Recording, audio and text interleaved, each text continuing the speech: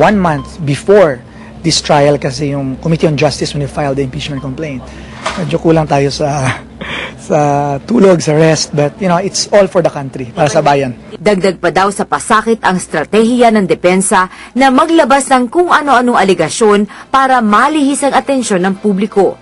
May mga media rin kasi sila na well-organized, well-financed, na papalabas nila na incompetent, papalabas nila the prosecution or bungle the case para manalo sila. And true enough, yun ang lumalabas. No? Pero actually, kung titingnan mo talaga, the prosecution has been very, very patient. Ayon kay Congressman Ray Umali, hindi madali na mangalap ng ebidensya dahil sa mga teknikalidad ng batas. Nihirap ng mga dokumentong gusto nating ilabas dito just to prove a point and a case and our article na dadaan ka talaga sa butas ng karayom, ano? Tapos hihingi ka kay Senate President na as presiding officer na ngayon hihingin pa sa'yo yung exact bank account na alam na nga natin na merong bank secrecy law. Hihingin pa, paano mo makukuha yung mga informasyon na yon, di ba? Hindi mo naman makukuha yun ng ganun kasimple lang. Aminado naman ng prosecution team na dahil sa tagal na nila bilang mga politiko, ay kinakalawang na ang kanilang kakayahan bilang mga abogado. Bawal po sa konstitusyon na mag-practice kami ng pag-abogasya. Hindi po kami pwedeng humarap sa anumang husgado sa buong bansa. Kaya kung 3 termers na ako, di 9 years wala akong practice. Ang publiko naman ay ginawang animoy basketball na may scorecard ang paglilitis. Ngayong araw, puntos para depensa. Kinabukasan, puntos naman para sa prosecution. At nang mukhang bumababa ng score ng prosecution, pasok Congressman Rudy Fariñas. We are also surprised with the caliber of lawyers that they have because they are appearing pro bono for the Chief Justice and this is prohibited. Ngunit di nagtagal, mukhang sumabit din si Fariñas sa mata naman ng mga senator judges. Kayo ba'y naniniwala sa sinampan ng inyong mga kasamahan sa kaso laban kay Chief Justice Corona? Opo. Noong nakapirma na po yung panghuli, puro mga kasama ko sa Kongreso, marami pong speed reader dyan eh. Mabibilis po sila bumasa. Ako mabagal po. Dahil sobra-sobra naman po yung pumirma na, 188, hindi naman po kailangan yung pirma ko at saka medyo masama rin po kasi yung pagkagawa ng punti. Hindi na lang ho ako pumirma. Naging mabilis naman ang pagpapakumbaba ni Fariñas. Humingi po ako ng paumanhin kung yung estilo po ng aking pakipagpapalit ng kuro-kuro po kahapon ay hindi po maganda ang dating sa iba po. Ayon sa congressman mula sa Ilocos Norte, malaki na ang nabago sa kanyang pamumuhay magmula nang masabak siya sa impeachment trial. Araw-araw ako nagsisimba. Nagro-rosaryo ako ng 4 na sets. Ngayon, ang hirap dahil maski nagsisimba ako, nagsesermon yung pare, biglang, tama yun, ang mali si Corona. Nasisira yung debosyon ko Pati yung mga anak ko, hindi ako makauwi every week na. Kung siya ang masusunod, ayaw na daw ni Fariñas na isabak pa siya sa pakikiargumento sa mga senator judges. Ang hingi namin sana, pwede ba yung kabila? Maski maghapon kami magdebate, basta sila kadebate namin. Yung senador, kung pwede, sasagot lang kami ng konti lang, pero kung yung views namin ay nagkakatunggali at kami nagpapalitan, kung pwede lang, ayoko na makipag-debate sa ganun. Problema pa ngayon kung paano mapaplansya ng prosekusyon ang gusot o kung sa di umano'y peking dokumentong ginamit sa pagpapasabpina sa bank documents si Chief Justice Renato Corona. You know, there is another forum that should handle that. Kung meron man nagkamali at may nag-violate ng batas, there is another forum. Kung ang sinasabi nila ay ako'y nagkamali rin, I stand by my word. On my oath as an elected representative of the people, I stand by my story, and at this point in time, that should be given credence by the senators, the senator judges, because we are all elected members and parliamentary rules apply here. There must be interparliamentary courtesy. Sa kabila ng mga pagkukulang ng prosekusyon, mukhang mas nakakarami ang naniniwala sa ngayon na guilty si Corona base sa mga online survey. Naniniwala po ako sa kanila.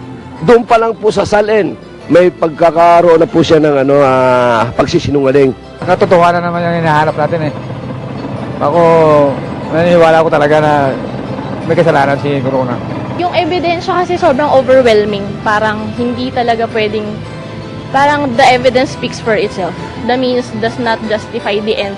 Mukhang hindi nga madali ang daang tinatahak ng mga prosecutors sa paglilitis ng punong ehekutibo. Tunay na mabigat ang iniatang na responsibilidad sa kanila ng taong bayan. Panahon na lamang ang makapagsasabi kung ano ang makukuha nilang grado dito sa hamong kanilang kinakaharap. Mula dito sa Senado, ako po si Veronica Baluyot Jimenez.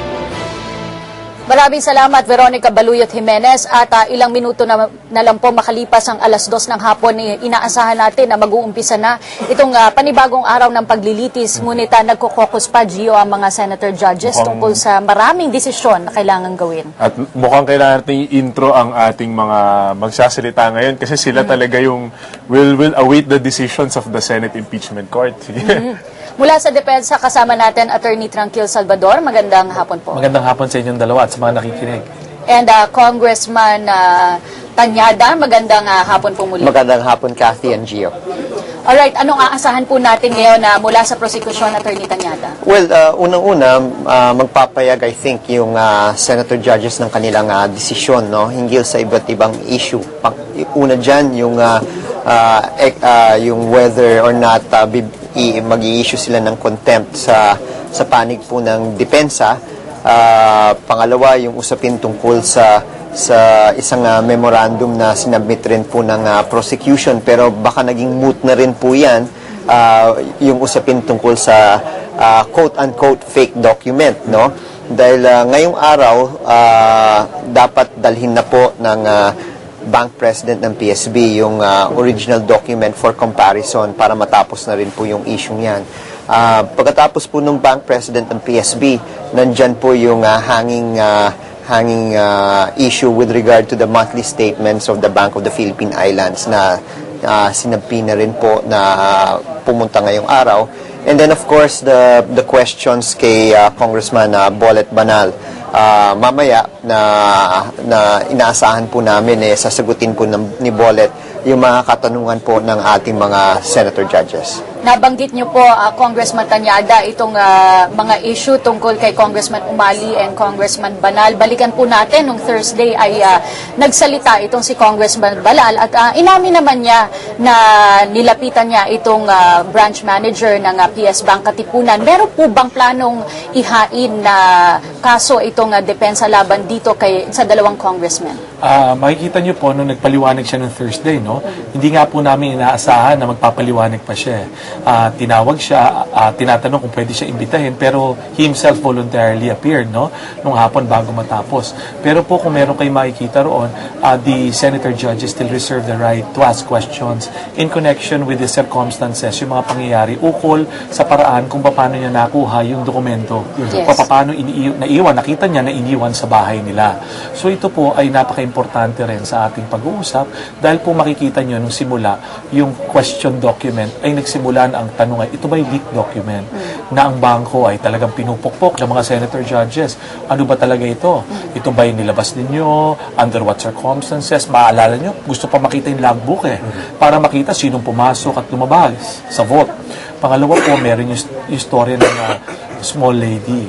Yung small lady pong yan ay sa panahon ngayon na hindi pa po na-account yan Kasi nga po, nung tinignan yung CCTV dito, hindi naman nakita kung sino yung small lady.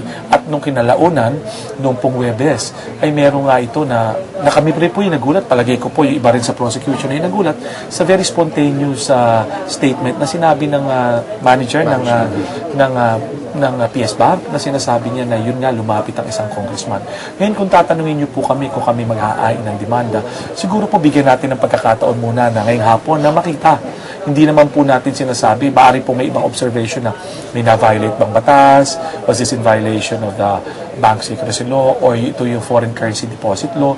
Alam po natin, these are realities kasi po itong tinututukan natin ngayong araw na ito or na mga nakarang araw na. Pero siguro, bago kami mag-pass judgment, in the same manner na pinapakausap namin na sana wag muna kayo mag-pass judgment sa Chief Justice, agad mapakinggan kami, siguro karapatan ng congressman nabigyan siya ng pagkakataon pag tinanong ng mga senator judges. Before we know it, baka naman napakatibay ng paliwanag yan.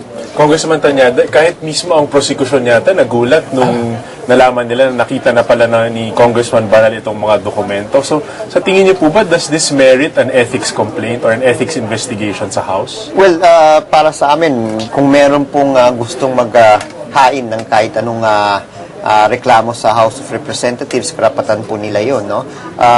Nagulat nga po kami sa testimonya po ni Branch Manager Annabel Chongson dahil ilang beses na rin po siya nasa witness stand at tinatanong sa kanya kung meron bang lumapit sa kanya.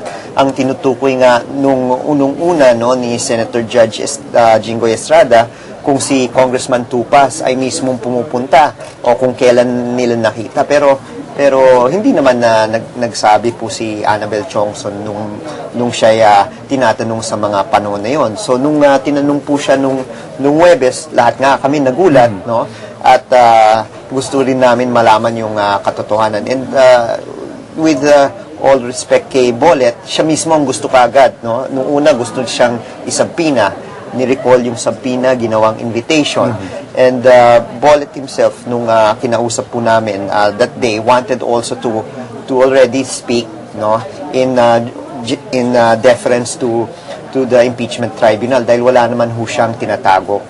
Pero Congressman, baka pwede niyong ipaliwanag yung nangyari kasi di ba nag-usap na siguro kayo ni Congressman Banal ukol sa mga talagang kaganapan at ano yung napag-usapan? Well, kagaya ng paliwanag po niya nung Huwebes, no, nung umuwi po siya nung Lunes ng gabi, January 30, he mentioned